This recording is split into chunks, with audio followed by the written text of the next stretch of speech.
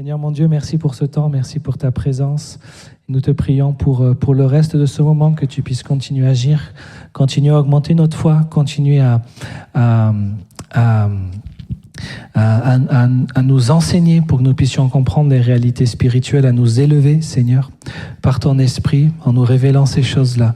Et nous te demandons d'épurer nos cœurs, de continuer à travailler nos cœurs. Nous nous mettons entre tes mains comme cette argile que tu façonnes pour faire un vase magnifique. Et c'est ce que nous voulons, l'Église cieux ouverts, qu'elle soit façonnée par toi. Amen. J'ai oublié de faire quelque chose que j'oublie jamais d'habitude, mais j'ai pas oublié parce que je vais le faire. J'aimerais souhaiter la bienvenue à ceux qui nous visitent. Donc, il y a Yves. Yves, il est là. Mes amis de Quimper qui sont là. Levez la main aussi, yes. Je pense que j'oublie personne. Un rapide coup d'œil. On pense à tous nos amis. À tous nos amis qui sont... Oui, ok. À tous nos amis qui sont en vacances et qui n'ont pas pu venir. Et aussi, on va annoncer la naissance du bébé de Manon. Adam, ouais. Ah Seigneur, bénis Adam, bénis Manon. Une mamie très heureuse, j'imagine, comblée. Mamie 2 fois en peu de temps, hein. Ça va, tu tiens le coup? Mais tu es une très jeune mamie, t'inquiète pas. Plein de vie et de vigueur. Le message est la suite de ce que j'ai prêché, enseigné la semaine dernière. Je vais recontextualiser rapidement pour ceux qui n'étaient pas là, mais vous allez quand même pouvoir suivre ce message. On est chrétien, vous êtes dans une église, donc on enseigne aussi les choses spirituelles. Et elles existent. Et dans les choses spirituelles, il y a des esprits. Les anges sont des esprits. Dieu est un esprit. Et nous savons aussi que parfois les esprits ont des noms. Les anges ont des noms. On connaît l'ange Gabriel, qui a annoncé à Marie la naissance. L'ange Michael qui combat. Et les esprits peuvent avoir des noms. Et les esprits mauvais aussi, n'est-ce pas? Vous connaissez tous Satan, le diable. C'est le nom qu'on donne à l'esprit qui s'est rebellé contre Dieu. Et il y a d'autres esprits qui sont partis avec lui et qui ont d'autres noms aussi et qui ont des fonctions, des objectifs. En tout cas, ces esprits-là, de détruire nos vies, de les influencer de manière à ce qu'on se détourne de Dieu et de nous amener dans la perdition. Et nous avons vu un esprit particulier la semaine dernière, avec l'histoire de Jézabel, qu'on trouve dans 1 Roi 16 et à partir de 1 Roi 18. Et cet esprit s'appelle Baal. Et c'est un esprit qui va avoir pour but de séduire les personnes par le biais de l'enseignement, de faux enseignements. Vous savez, l'ennemi, il est malin. Et quand on dit un gros mensonge d'un coup, c'est repéré direct. Mais quand on commence par 1, 2, 3 vérités, comme ça on passe sournoisement et après un petit mensonge commence à être semé. Et puis c'est comme le levain, ça lève après, ça fait lever la pâte et ça prend de l'ampleur. Et pourtant c'était juste une toute petite graine. Et nous avons vu que le but de cet esprit, c'était d'amener de fausses doctrines dans l'Église, des fausses idéologies. Et pas forcément dans l'Église, mais aussi au niveau même mondial. Voilà. Jean qui dit, c'est Jean qui explique cela. Le monde est au pouvoir du malin. Et si tu n'es pas en Christ, si tu n'es pas en Jésus, il faut comprendre la réalité du combat spirituel, où l'enjeu, ce sont nos âmes. Et on a besoin de l'Esprit de Dieu en nous, pour être victorieux et pour pas nous laisser entraîner.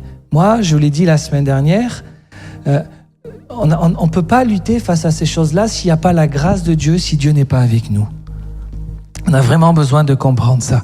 Et donc, on a mis en lumière comment il opérait cet esprit par un contrôle, par une manipulation. Donc, il se place dans des sphères d'influence, que ce soit les responsables des églises ou des responsables politiques qui peuvent avoir de l'influence. Et en fait, cet esprit détourne de l'intérieur. Et on a vu dans Apocalypse 2 qu'il y a une église qui avait des œuvres, qui avait de l'amour, des œuvres toujours plus nombreuses. Waouh, magnifique. Et pourtant, Jésus fait le reproche à cette église, mais j'ai contre vous que vous avez laissé Jézabel. Donc Jézabel, c'est la femme par laquelle cet esprit a agi dans l'Ancien Testament. Et donc Jésus reprend cette image pour qu'on comprenne. Rentrer dans l'église et séduire. Et une de ces cibles à cet esprit-là, on l'a vu la semaine dernière, je vais passer vite dessus, c'est le prophétique. Il s'attaquait, on voit Jézabel qui a tué les prophètes du Seigneur dans l'Ancien Testament. Et je veux maintenant, aujourd'hui, faire un petit zoom sur ce ministère-là pour qu'on comprenne ce que c'est.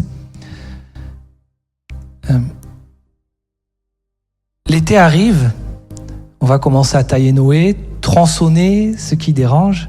Et je voudrais vous raconter une image, c'est pas une vraie histoire, mais c'est juste quelque chose qui va illustrer. Il y a un homme qui est dans son jardin et puis il y a une branche qui l'embête depuis plusieurs années. Et là, cette année-là, il décide de la couper.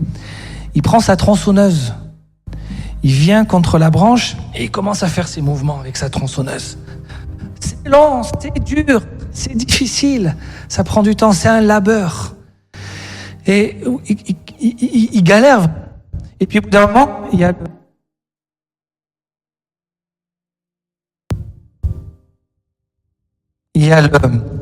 le vendeur qui vient le voir.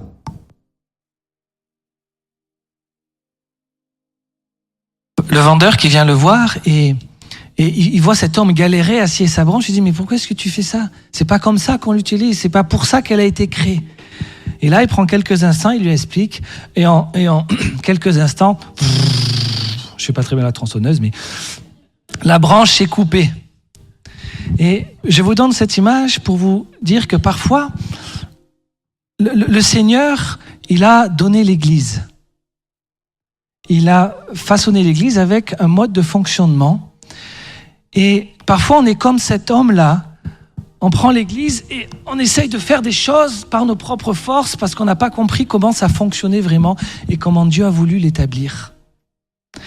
Et dans Éphésiens chapitre 4, versets 11 à 12, c'est l'apôtre Paul qui explique comment le Seigneur a prévu l'Église pour qu'elle fonctionne. Il dit ceci, c'est lui qui a donné les uns comme apôtres, les autres comme prophètes, les autres comme évangélistes, les autres comme pasteurs et docteurs. Donc il y a ce qu'on appelle 5 ministères, 5 services que Dieu a voulu pour que l'Église puisse bien fonctionner. Et donc on a vu que Baal s'attaque principalement, mais pas que, à une de ces cinq piliers de l'Église qui est le ministère prophétique. Et donc, je vais parler de ça ce matin, mais c'était juste pour vous donner la vision d'ensemble. Il y a les apôtres, et pour retenir, je vais vous donner un moyen mnémotechnique. Voilà, 5 ministères comme les 5 doigts de la main. On met la bague à l'annulaire. Voilà. Et ce doigt-là, il symbolise le pasteur.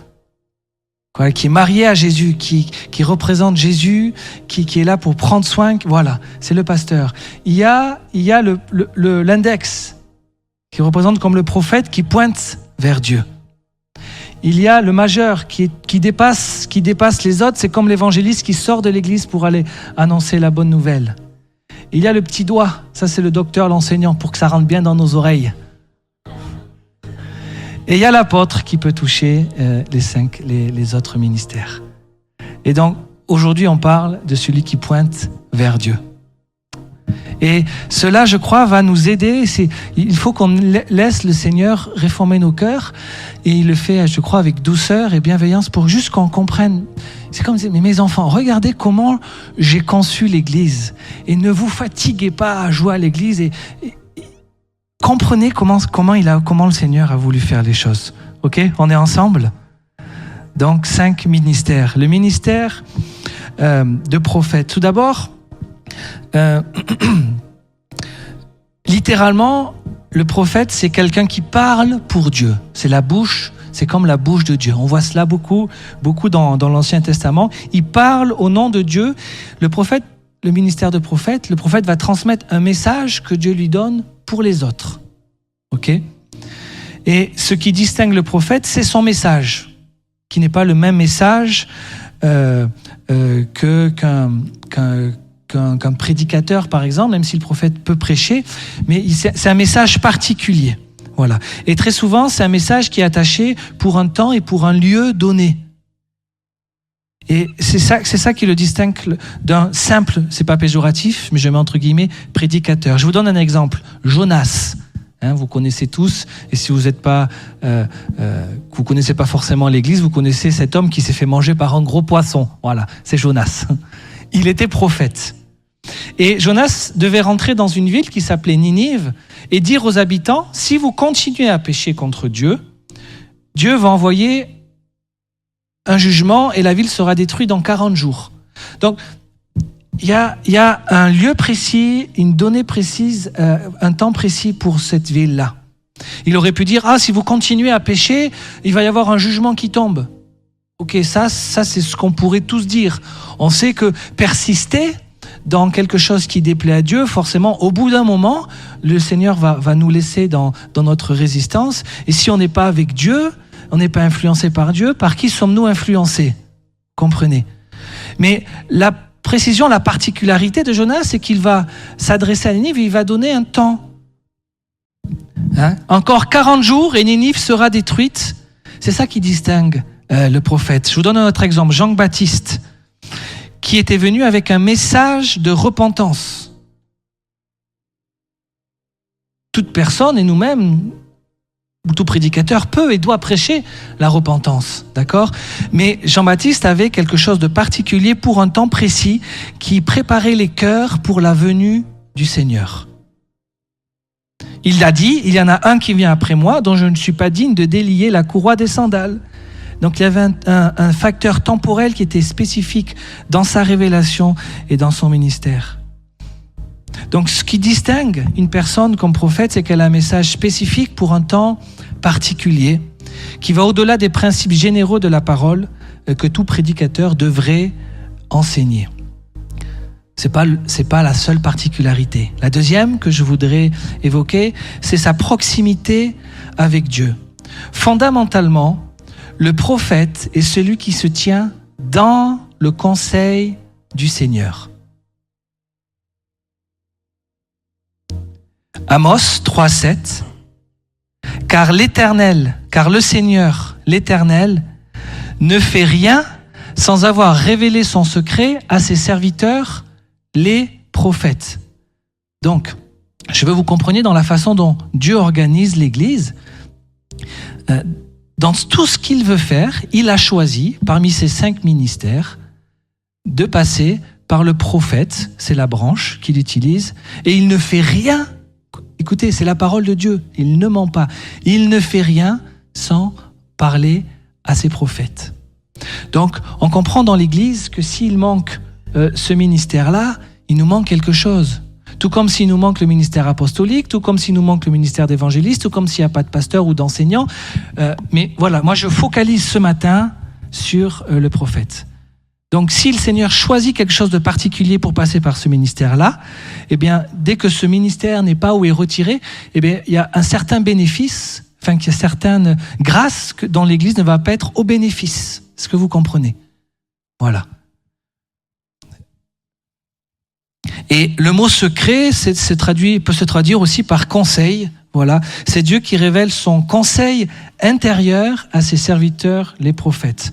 Donc, c'est peut-être la chose la plus profonde et basique, mais pas dans un sens péjoratif, mais fondamentale, voilà, du ministère du prophète, c'est ça. Il y a cette proximité, il se tient près du Seigneur et le Seigneur lui révèle des choses qu'il veut faire, il y a le conseil. Et vous savez, pour chaque âge, le Seigneur a un but spécifique. Et pour être dans la ligne et la bénédiction de Dieu, il faut se mouvoir dans ce que Dieu est en train de faire pour notre temps. Vous m'avez souvent entendu le dire, à l'église chez Ouvert, on veut être là où Dieu est et on veut faire ce qu'il fait dans le temps dans lequel nous sommes. Vous m'avez déjà entendu dire ça, ok? Parce qu'on veut être avec Dieu, quoi. On veut suivre. On suit notre chef Jésus.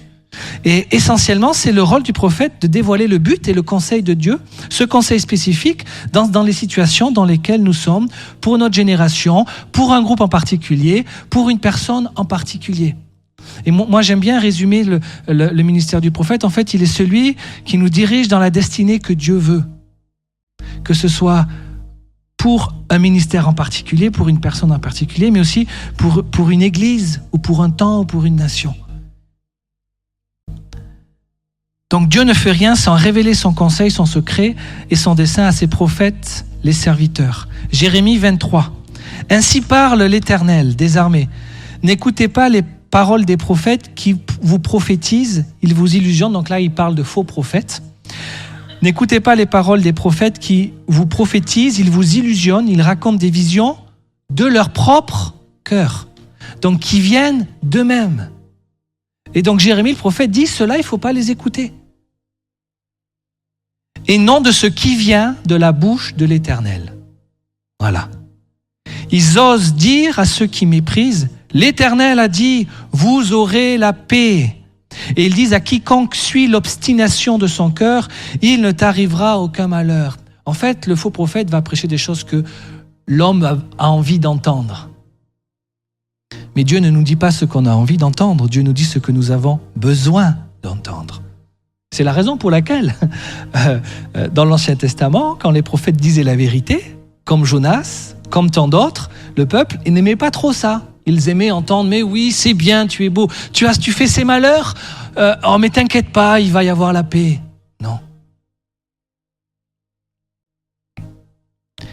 Qui donc a assisté au conseil de l'Éternel? Donc Jérémie, le prophète, savait.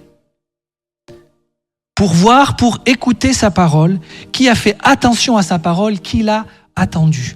Donc on comprend bien que pour recevoir ce conseil, il y a les personnes qui sont dans ce ministère-là doivent avoir cette proximité et une proximité avec Dieu particulière pour recevoir ce conseil. Vous comprenez? Qui fait attention à ces paroles? Qui l'a entendu? C'est le cœur du prophète qui parle.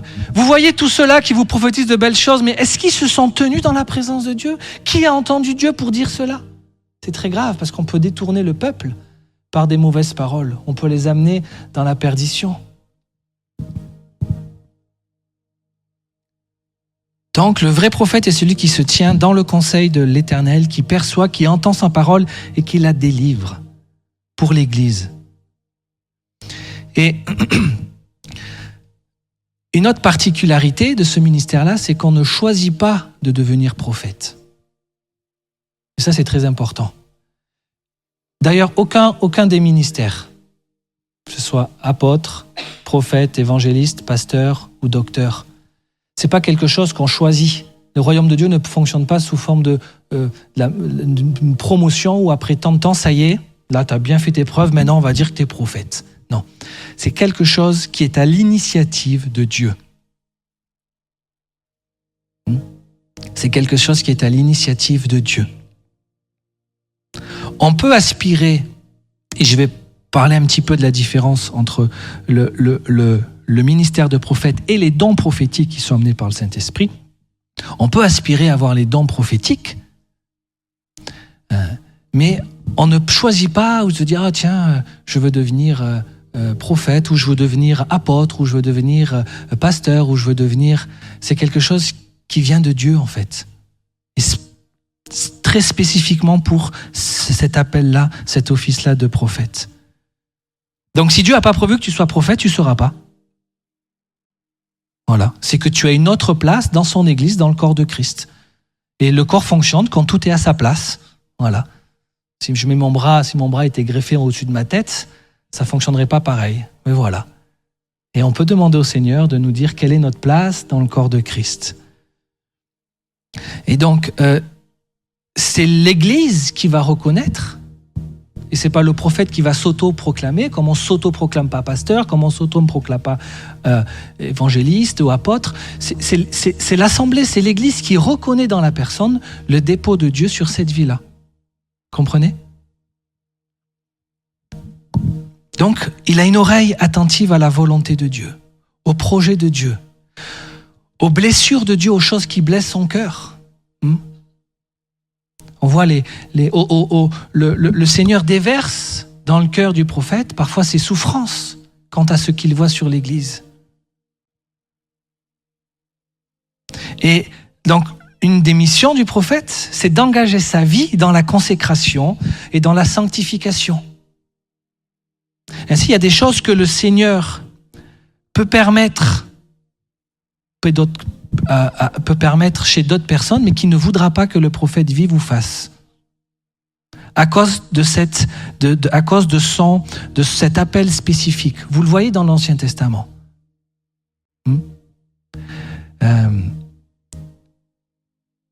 C'est Samuel, le prophète, quand Dieu parle à sa maman, il lui dit que tu ne boiras pas d'alcool. Voilà. Parce qu'il ne fallait pas que cet enfant, comme l'alcool passe par le sang, ou que lui en consomme plus tard. Est-ce qu'on a le droit de boire du vin On peut boire. La Bible n'interdit pas ça. Mais on voit, Jean-Baptiste, le prophète, c'était quelque chose qu'il ne pratiquait pas. Et c'est pas quelque chose qui va lui aller imposer aux autres. C'était quelque chose qui était lié à son appel, à son ministère. Vous comprenez ? Donc, il y a le ministère de prophète et puis il y a les dons que Dieu donne. Vous savez, chaque personne reçoit un don pour le bénéfice de l'Église. Et il faut faire cette distinction entre le ministère de prophète et le don de prophétie que Dieu peut donner, que le Saint-Esprit peut donner. Les ministères, on les a listés dans Éphésiens 4 tout à l'heure. Les dons de prophétie, ils sont listés dans 1 Corinthiens chapitre 12. Les versets ne vont pas s'afficher, mais je vous le mentionne. Donc, en fait, le ministère, c'est la continuité, en fait, de Christ, de Jésus. Il continue son ministère à travers ses ministres. Comprenez ? Jésus continue d'administrer l'Église au travers de ses ministres. Christ était considéré comme un prophète. Donc le Seigneur, Jésus, continue d'agir dans l'Église au niveau prophétique au travers de cette branche-là. Mais lorsqu'on vient aux dons, donc là ça vient de Jésus, les dons, c'est l'Esprit. C'est l'Esprit Saint qui manifeste ce don à travers chez le croyant.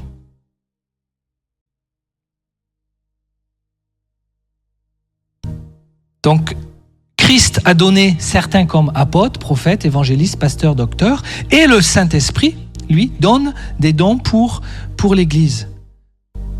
Et d'ailleurs, l'apôtre Paul encourage ce don-là. Il dit, je souhaite que tous prophétisent. Je fais peut-être une petite parenthèse, parce que quand dans notre esprit, prophétiser, c'est dire l'avenir. Voilà. Ça, c'est une partie de ce qu'est la prophétie. La prophétie, je vous dis, le prophète, c'est celui qui parle de la part de Dieu. Donc, c'est celui qui reçoit un message. Et donc, dans le corps de Christ, le Seigneur peut donner un don de prophétie qui va, à des moments particuliers, être activé et donner une parole. Voilà. Ça ne fait pas de la personne qui a ce don-là Voilà. Tu peux recevoir une parole du Seigneur, il va pas dire « ça y est, je suis prophète ». Non, ça ne marche pas comme ça. Le don de prophétie, par exemple, je vais prendre cet exemple-là, les dons, c'est quelque chose qu'on doit développer. Donc, il va y avoir du travail pour le développer, appréhender ce don, apprendre à délivrer le message. Et puis, il y a tout un travail du cœur de la personne. Tu peux recevoir un message, mais il y a un travail de sanctification pour apprendre la bonne manière de le donner, le bon moment de le donner, quoi faire. Voilà. Le prophète, lui, il va recevoir des messages assez clairs. Voilà. C'est différent. Mais il va pouvoir être une aide pour ceux qui exercent ce ministère-là.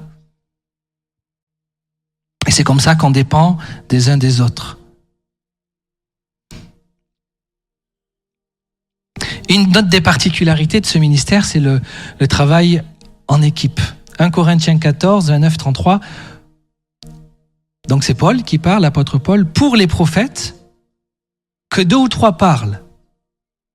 Donc là, il parle aux prophètes dans l'église de Corinthe. Donc on comprend que déjà, il y en avait plusieurs. Et que les autres jugent. Un autre assistant a-t-il une révélation? Que le premier se taise, car vous pouvez tous prophétiser successivement, afin que tous soient instruits et tous soient exhortés. Mais il y avait du désordre dans cette église. Et il dit ceci, les esprits des prophètes sont soumis aux prophètes. Autrement dit, quand quelqu'un, par son ministère de prophète, prophétisait, les autres prophètes discernaient. Pourquoi? Parce qu'il n'y a pas un homme comme ça qui va s'accaparer en disant « je parle au nom de Dieu ». Non. Il y a une soumission, mais pourquoi l'apôtre Paul dit « soumis aux autres prophètes » ? Parce qu'on va être jugé par les personnes qui comprennent comment le don ou comment le ministère fonctionne. Vous comprenez? Vous comprenez?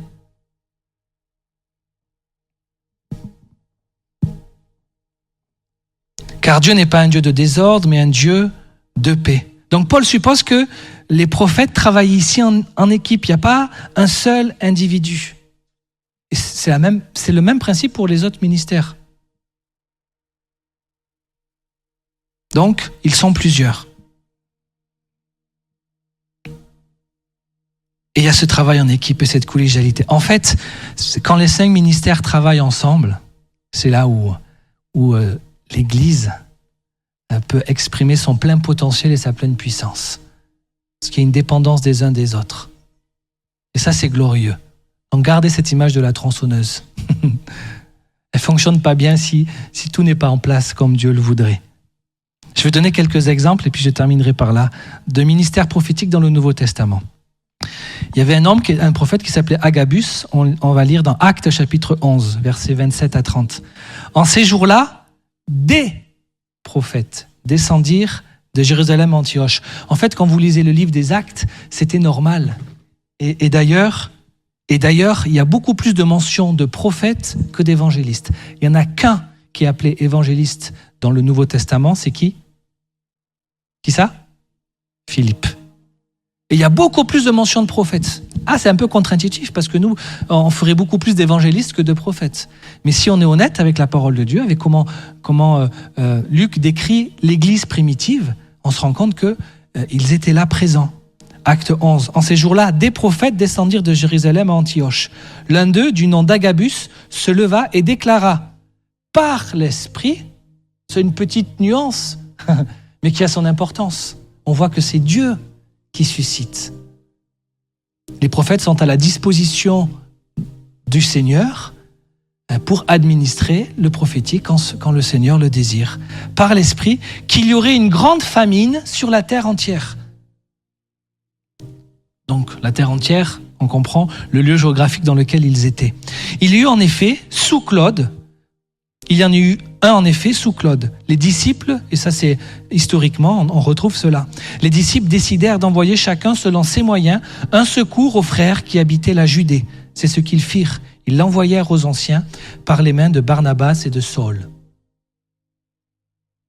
Donc vous voyez comment, à ce moment-là, ce ministère est au bénéfice de l'Église. Et après, on voit les apôtres, Barnabas et Saul, qui reconnaissent cette parole-là et qui agissent en conséquence. Et parce qu'ils ont écouté, le Seigneur qui prévenait pour un moment précis, pour une temporalité précise, comme on l'a vu, ça a été une bénédiction pour l'Église.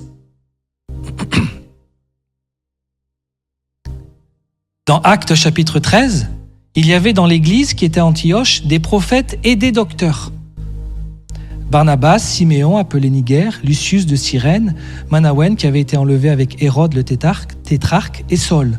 Pendant qu'ils célébraient le culte du Seigneur et qu'ils jeûnaient, donc ils étaient dans la louange, dans le jeûne, dans la prière, à ce moment-là, le Saint-Esprit dit « Mettez-moi à part Barnabas et Saul pour l'œuvre à laquelle je les ai appelés. » Donc c'est dans ce contexte-là de travail, de collaboration entre ici, prophètes et docteurs, que le ministère de l'apôtre Paul, pour lequel nous avons 13 lettres dans le Nouveau Testament, s'est révélé.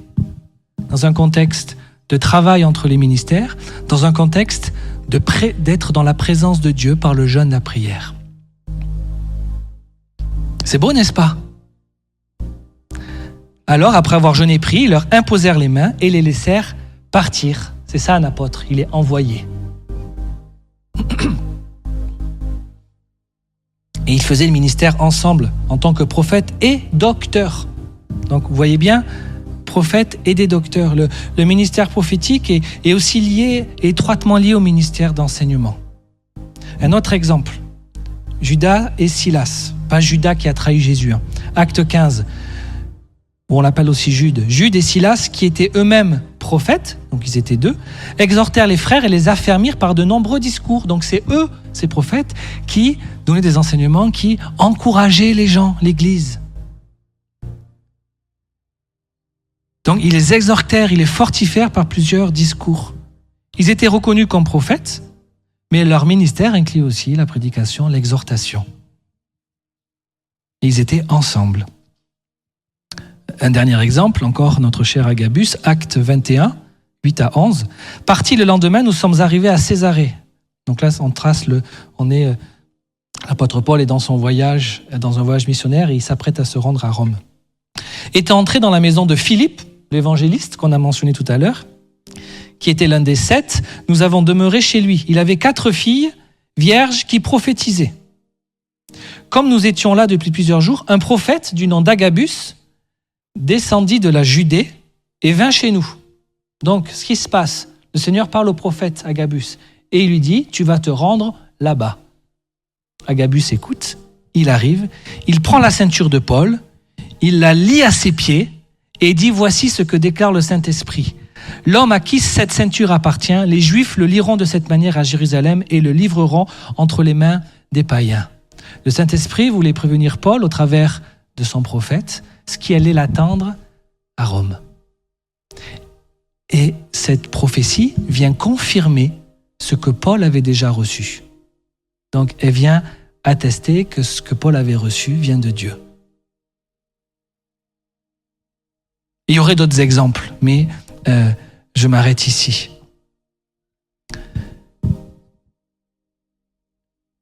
Le lien entre le prophétique et l'Église, je ne vais pas rentrer dans les détails par manque de temps, mais vous pourrez comparer Zacharie chapitre 4 et Apocalypse chapitre 11. On voit une belle illustration du ministère prophétique et de sa relation avec l'Église. Dans Zacharie 4, on voit Zacharie, donc le prophète, voit un chandelier d'or avec 7 lampes, alimentées par de l'huile qui provenait de 2 oliviers. Et ces 2 oliviers représentaient, dans cette vision-là, le ministère prophétique. Et il fournissait continuellement l'huile fraîche, symbolisant le Saint-Esprit, pour maintenir la lumière et l'Église brillante. Sans cette huile fraîche, la lumière de l'Église s'éteindrait. Donc, le rôle du ministère prophétique est donc de fournir continuellement une révélation fraîche. Comprenez ? De ce que Dieu veut, de se tenir dans le conseil du Seigneur et d'interpréter à l'Église les desseins immédiats et spécifiques de Dieu pour son temps, pour la situation, pour la génération, ou pour un groupe particulier. Et c'est ainsi que l'Église peut continuer à briller de cette lumière, si on reprend les images qui sont données dans Zacharie 4 et dans Apocalypse 11. Et juste pour terminer, lors de la Pentecôte, quand les apôtres reçoivent le Saint-Esprit, ils se mettent à en parler à d'autres langues, et il y a les Juifs qui venaient de toutes les nations qui sont surpris de les entendre parler dans leur propre langue alors qu'ils ne savaient pas parler leur langue. Et ils entendaient parler des merveilles de Dieu. Ça, c'est un don de l'Esprit. Pierre, debout avec les 11, éleva la voix et s'exprima en ces termes. « Vous Juifs et vous tous qui séjournez à Jérusalem, sachez ceci et prêtez l'oreille à mes paroles. Ces gens ne sont pas ivres comme vous le supposez, car c'est la 3e heure du jour. Mais ce qui a été dit par le prophète Joël, donc l'apôtre Pierre, comprend que tout ce qui se passe avait été dit par un prophète. Dans les derniers jours, dit Dieu, je répandrai de mon esprit sur toute chair. Vos fils et vos filles prophétiseront, vos jeunes gens auront des visions, et vos vieillards auront des songes. Oui, sur mes serviteurs et sur mes servantes, dans ces jours-là, je répandrai de mon esprit et ils prophétiseront. » Donc l'apôtre Pierre reçoit cette révélation du Saint-Esprit, il explique ce qui se passe, c'est quelque chose qui avait été prophétisé plusieurs centaines d'années avant que cela ne se produise. Et je terminerai par ceci. quand Jésus, quelle est la ville où Jésus a pu faire le moins de miracles? Chez lui. La ville dans laquelle il a grandi, Nazareth. Est-ce que vous vous rappelez pourquoi? Ouais, nul n'est prophète, parce qu'ils ne l'ont pas reçu tel qu'il était envoyé. Et c'est de là que vient cette phrase, nul n'est prophète dans son pays, dans sa ville, dans sa famille. Donc, parce que sa ville, ils n'ont pas reçu Jésus dans son ministère, ils n'ont pas pu être au bénéfice des fruits de son ministère. Est-ce que vous comprenez? Si je refuse l'évangéliste, mais je ne vais pas être au bénéfice de ce que Dieu a mis en lui qui pourrait se déverser pour l'Église. Pareil pour le docteur.